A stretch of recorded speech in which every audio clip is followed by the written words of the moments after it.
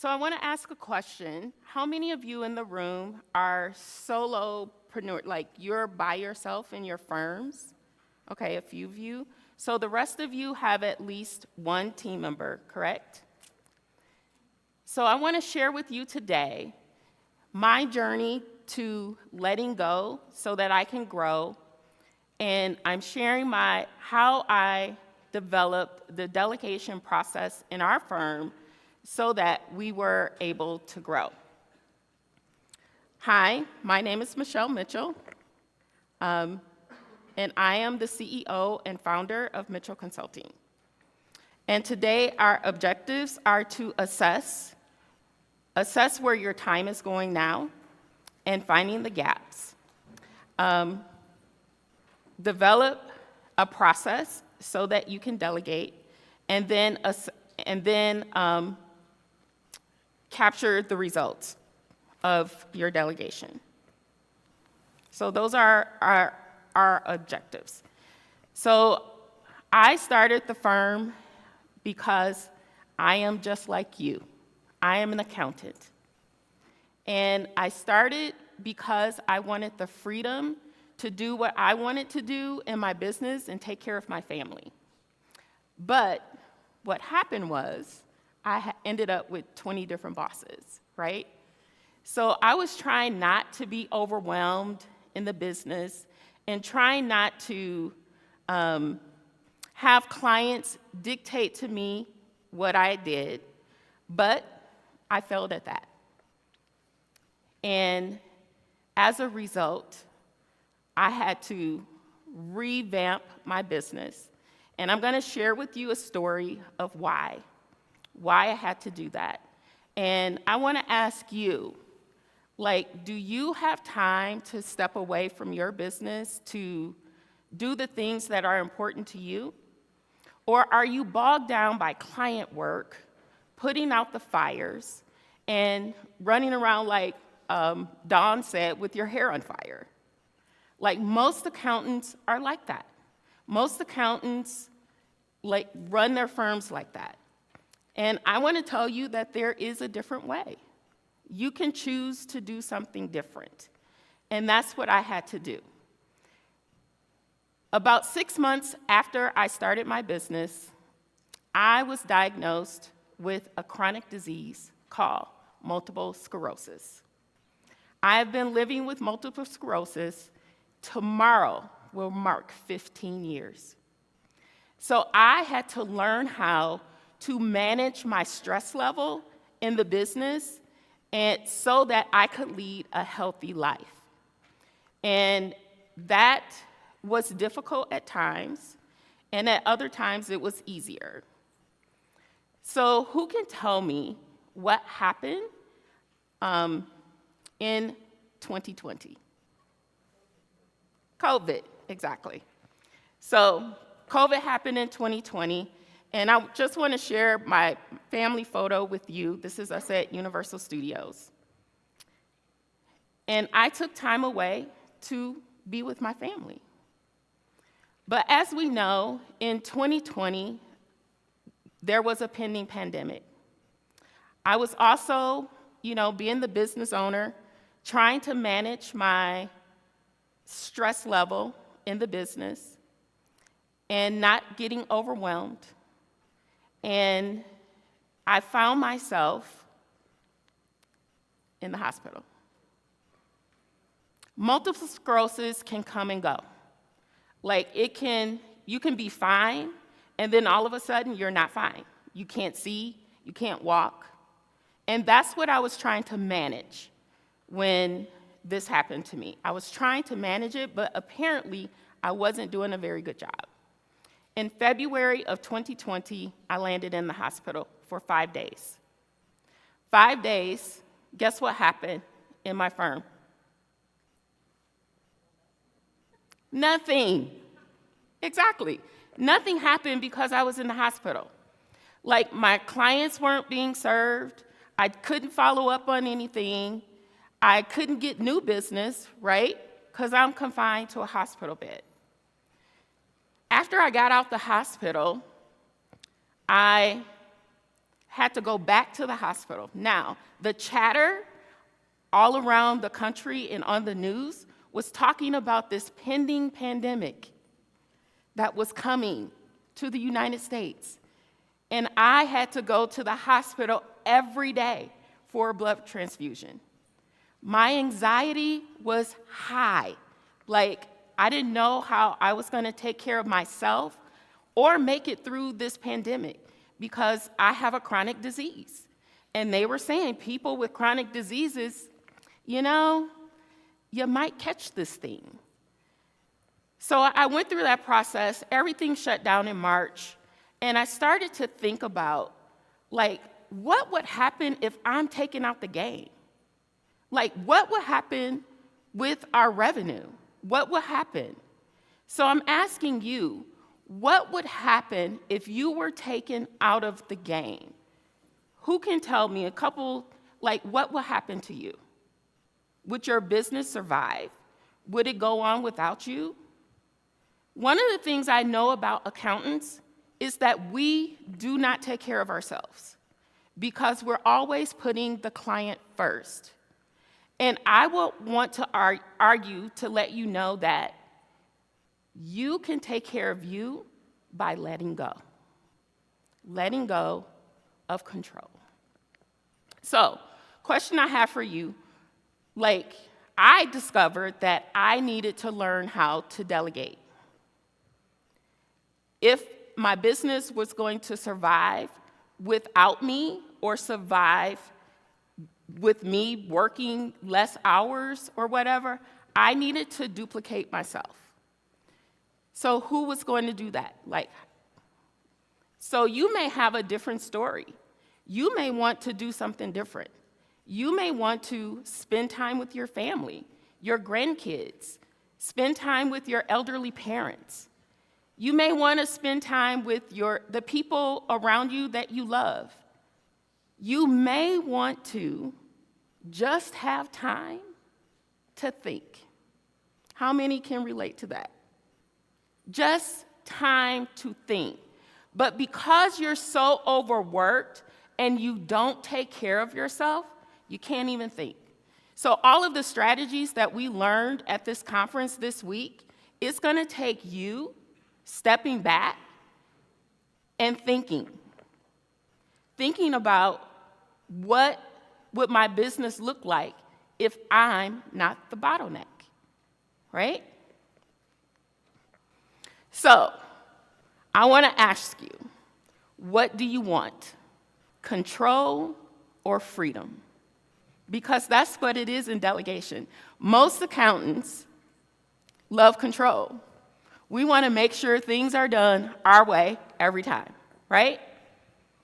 But I argue that how can you grow if you still want control, if you still want to control everything? I had to learn that the hard way. I could be taken out of the business at any moment. And if I'm not going to allow someone else to work in their expertise so that I could take care of me, how could I do that without releasing some type of control? So with freedom, it can allow you to work in your genius zone. And it allows your team member to be able to work in their genius zone. You get to work on the things that bring you joy. How many of us want to work on things that bring us joy?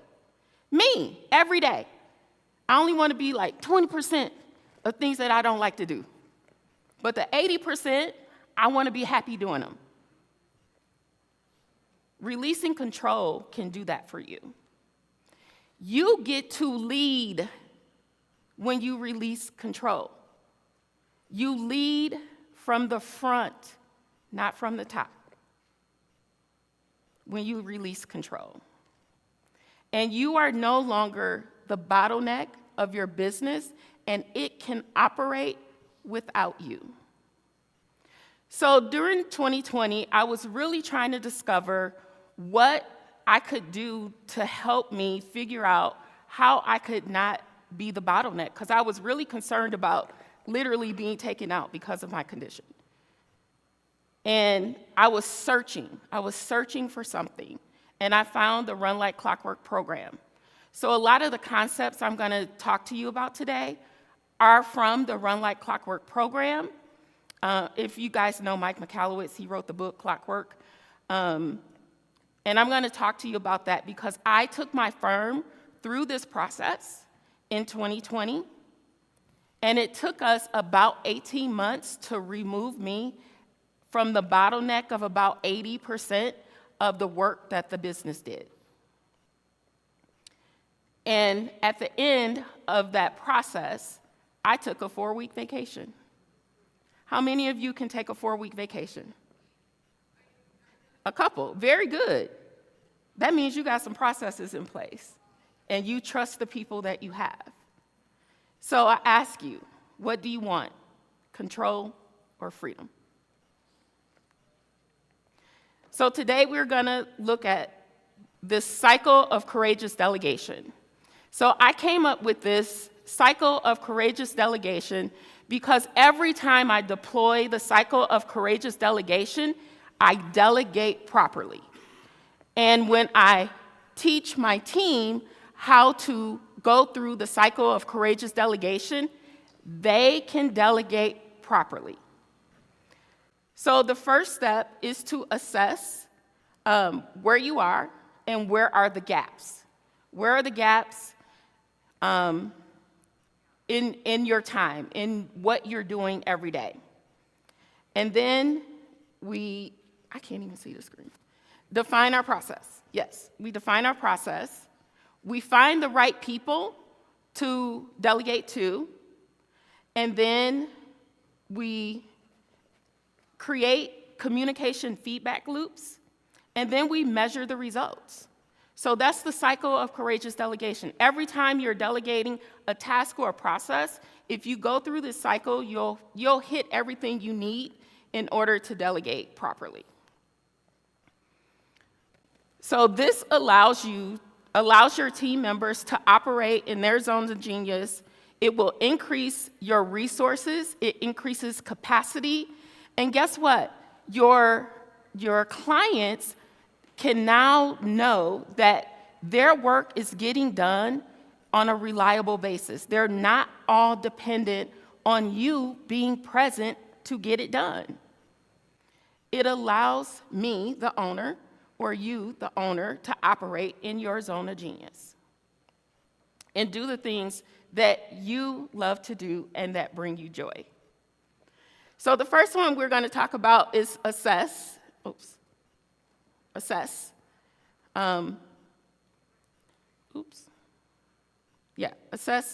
Assess where you are.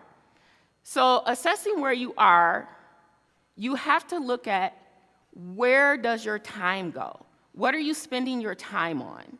Now, I want to tell you, I hate time tracking. That's why I didn't want to be a CPA when I was in college, because they tracked every 6 minutes, and I'm like, why? Somebody else mentioned that the other day. Why are you tracking every 6 minutes? So, but in order to know where your time is going, and I know as a CEO, I do a lot of different things every day. So I needed to know where my time was going. So I needed to track my time. And when you track your time, you identify where the gap is. You find out the thing that only you can do. And that's what you want to get down to, is finding the thing that you are the only one that can do that, and then you delegate the rest. For instance, if you are taking calls and you're tracking your time, and you say, Zoom call, 30 minutes, Zoom call, 45 minutes, Zoom call, 60 minutes, whatever. But what are those Zoom calls?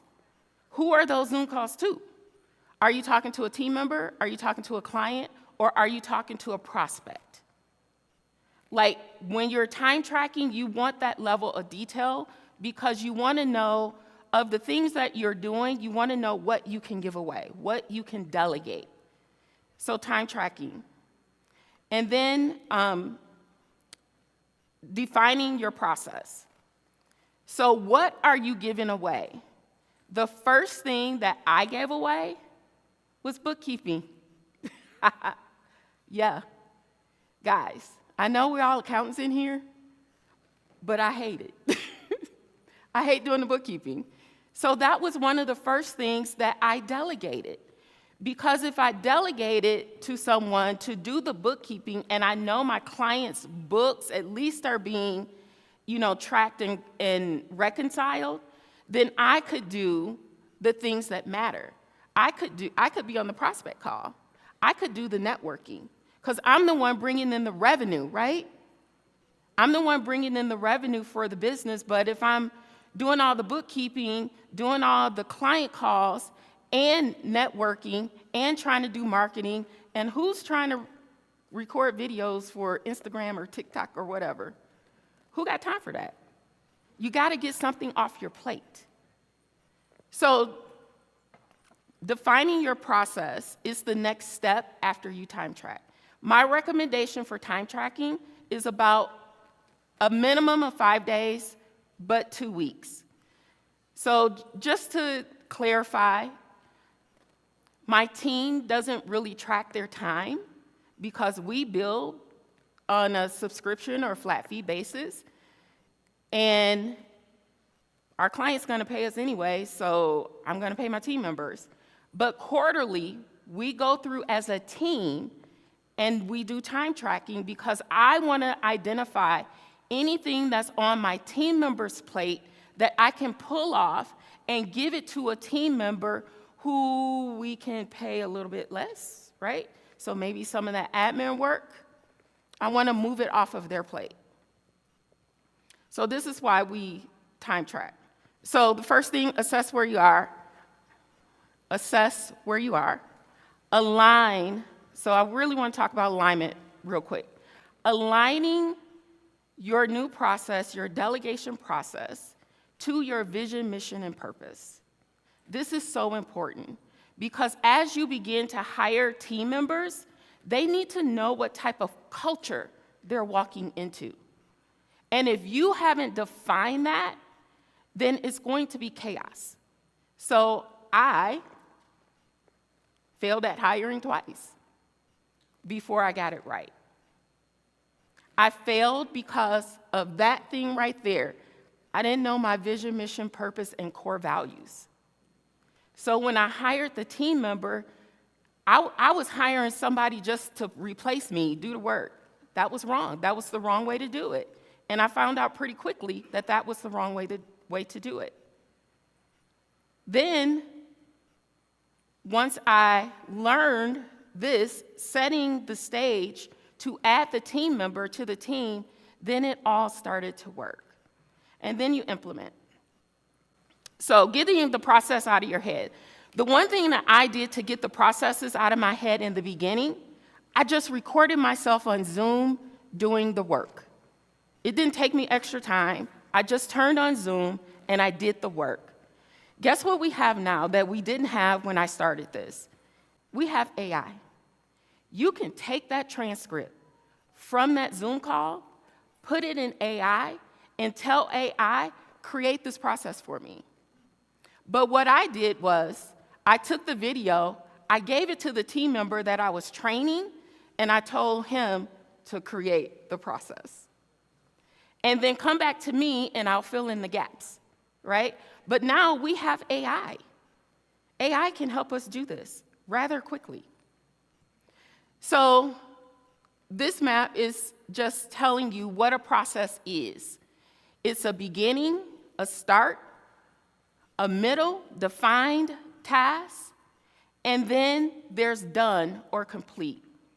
And the one thing I had to learn when I first started delegating, I needed to define what done meant. Don't assume that your team member knows what done means, because done means different to different people. Done is not done until you say it's done, right? So define what done is, because that was a hurdle I had to get over. So once I have my process documented, then I can deploy it to the team member. So you ask, for those of you who don't have team members, like, where are they at, right? Where do I find these team members? That was another one of my challenges, is where to find good team members. And that's the next part of the delegation process. So I looked first in my network, because guess what your network knows? They know you. And when your network knows you, they know what type of person you are, and they can recommend people to you. Then there's your audience. If you're building an email list, you have customer base, email your customers, hey, I'm looking for X, Y, and Z. Do you know anyone? Where are they at? Are they at the chamber events? Are they in association groups? For me, the last resort is a job board. And the job board is my last resort because you just get so many inquiries, right? But I'm going to share with you how I cipher through those inquiries. So the anatomy of finding the right candidate. One, you want to know the type of person you're looking for. Like, do they need to be analytical? Do they need to be detail-oriented? Do they need to be a good communicator? Who are they? Define them even before you start looking for them. In my job description is long. It is like a sales page. Like selling a product is like a sales page. I state who we are. I state who we're looking for. I tell them about our culture, and then I tell them about the job. I tell them the good things about the job and the bad things about the job. And the one thing that I put in my job sales page is at the end, there is a call to action, and there is a way I want you to apply for this position. And if you don't follow the steps, it doesn't get to me. So we hired a bookkeeper about 3 years ago, and I had to go the job board route. I posted my position on Indeed, and I got over 100 applicants. But because of my process, because of the way we weeded out who the right person was for the position, guess how many got on my calendar? 4. 4 people got on my calendar. And Eric is still with us today. He is the right fit for our culture. I can train a team member on how to do the work, but I can't train you how to be a kind person. I can't train you to be nice. I can't train you to have integrity. Those are some of our core values. And he fit the core values, and he's still with us today. So, how do you delegate? I have a framework for this. It's called the IPO. It is the information, permission, and outcome. This helps any team member be able to delegate. Information. When you have a process that you want to give to a team member or a new contractor, whomever, give them all the information that they need. Give them the background on the client. Give them what type of person this client is. Tell them everything that they need to know about this process that you're delegating to them. Then you give them permission. Give them the permissions that they need in order to execute the job that you have asked them to do. So, do they need access to any accounts? Do they need any software? Do they need to know who the person they need to be contacting at the client's company? Like, give them all the permissions. And this is where I found that the reason why most people don't want to delegate is because they're afraid that their team member is not going to do it their way. And the solution for that is to give them guardrails. So when I'm giving a new team member a task, I'm also initially giving them guardrails. I'm telling them, like, I want you to take this process, I want you to do it to this point, and then I want you to come back to me. I want you to come back to me, and I want you to ask me all the questions that weren't in the information, right? So we're auditing the process when they come back to me. So once they come back, I answer the questions, and then I let them go to complete the process. And then you tell them what the outcome, what are you expecting as the outcome of this delegation? And you measure results. Did they do it? Did they not do it? Do I need more training wheels, less training wheels? Because this is where we as accountants get hung up, because we want it to be our way. That's that control piece. But the guardrails is what allows us to lower our anxiety, to make sure that our team is doing it the way we want to do it. Brittany talked yesterday about giving email snippets. Like, it's in her voice. This is how she would respond. This is when you give them that information in the IPO process. So to delegate effectively, identify the first task in the process to delegate, give them the IPO framework with guardrails, and the outcome of what happens is it strengthens the team member. It strengthens their confidence in what they're doing, and they still have a little guardrail, and it lowers your anxiety about giving them that task. So how do you empower your team? So when I'm going through this IPO process and I'm delegating things to my team member, I am also delegating the outcome, and I'm not going to touch it. Like, it's theirs, and they own it. A quick story. I had a team member when I first started doing this process. I would give them a task, and then I would be checking, right? I would be checking to see if they're doing it right. Are you doing it right? They didn't do it. Guess what I did? I went in there and fixed it for them. How many of y'all do that? Stop doing that. Stop doing that.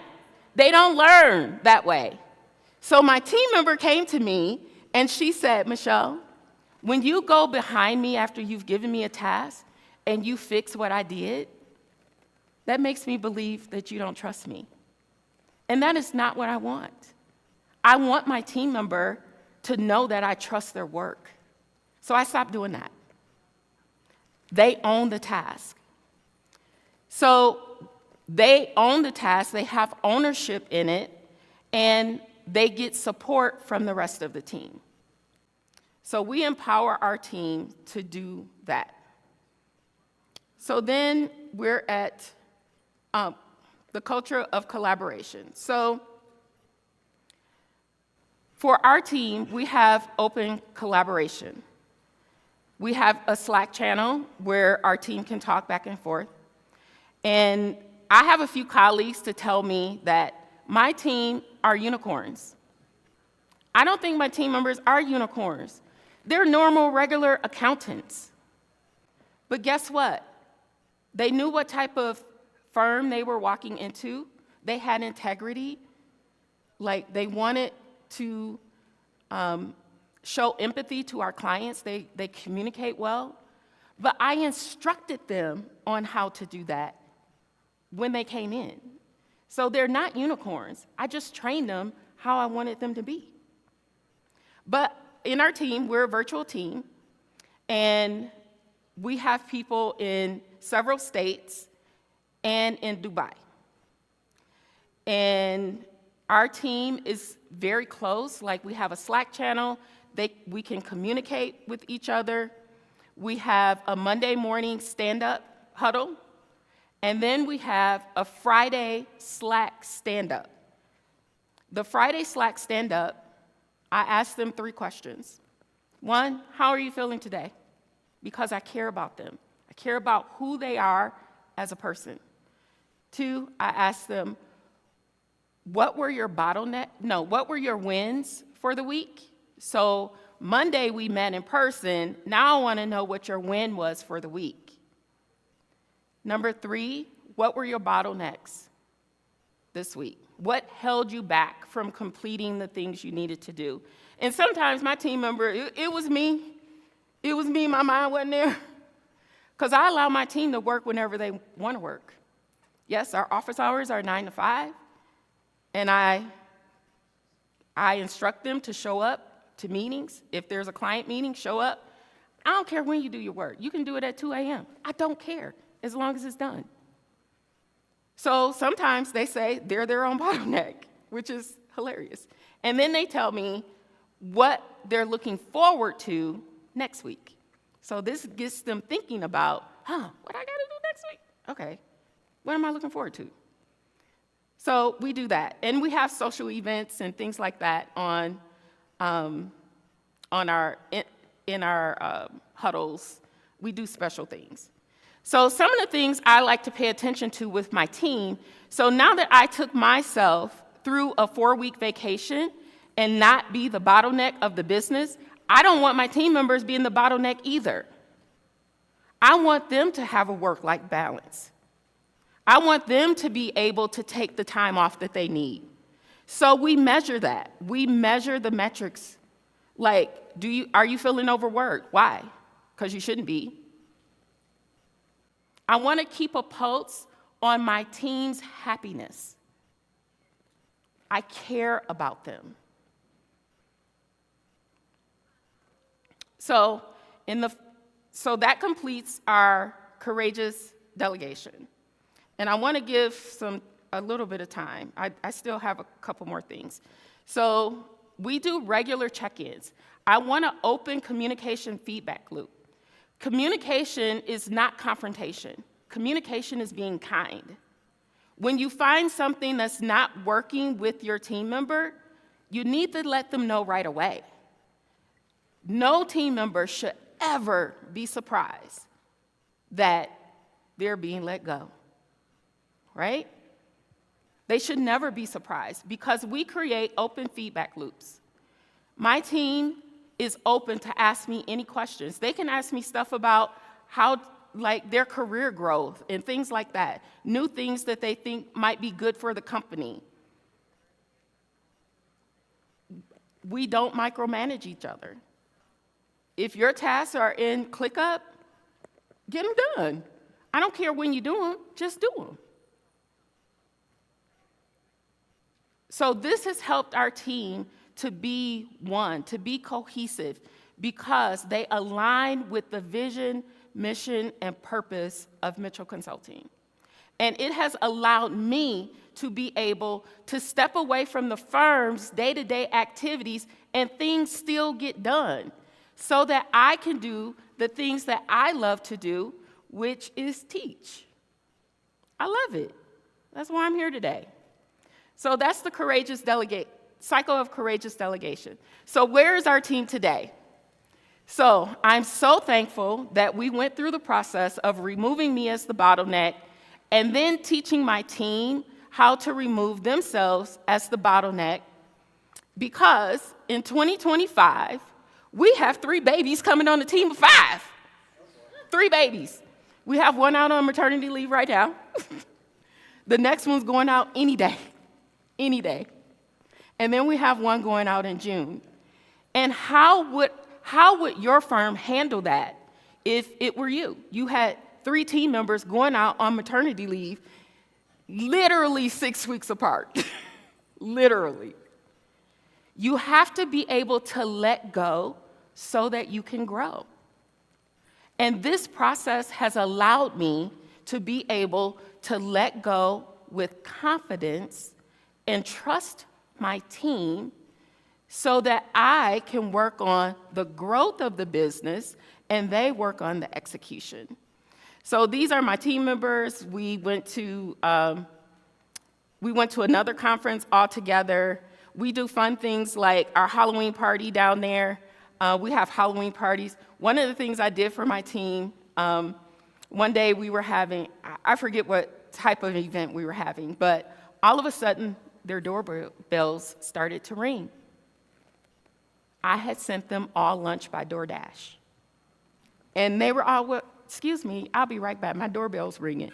And because of the way we onboard team members, we have them do this thing called the user manual. I know what their favorite foods are. So I sent everybody their favorite food, and then we continued with our meeting. So you can also boldly step away from your firm and know that the work will be done the way you want it done.